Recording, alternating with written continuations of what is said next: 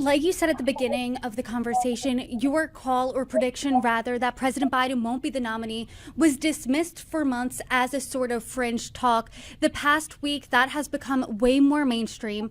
On a campaign call today, President Biden said in no uncertain terms, reportedly, that he is staying in the race until the very end. So what do you think of his insistence there? Well, he might be right about that, and that the very end is just coming very soon.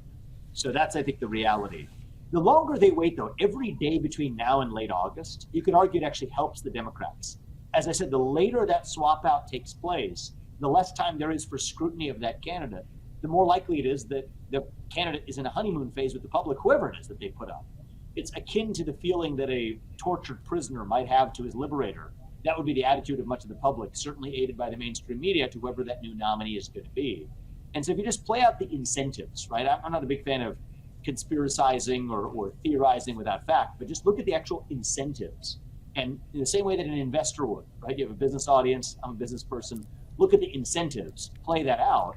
I think it's a big part of why I've been vehement for over a year, even when it was considered to be a fringe conspiracy to say that Biden wasn't going to be the nominee. Just follow the incentives, and I would do the same thing now as well. I think doing this tomorrow may not be their best incentive, but doing this over the course of the next 4 weeks, maybe even after the Republican National Convention, after that cake is baked, yeah, that seems like a reasonable period when Biden's end of his candidacy may come near.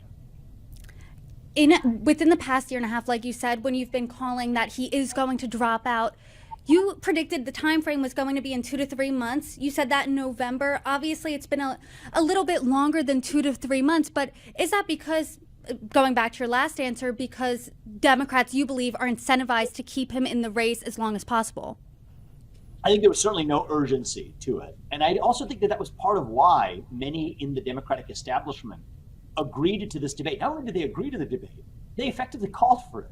This was the earliest presidential debate in U.S. history. Never has there been a televised debate this early. And it's the only one that's ever taken place before the nominating convention of either party. Why do you think they went out of their way to demand that as a condition for a debate for the first time in American history? It's obvious. That was supposed to be Biden's final test. He failed it. I was saying that in the lead up to the debate, that was dismissed as a theory for why they scheduled the debate. It seems obvious now in retrospect.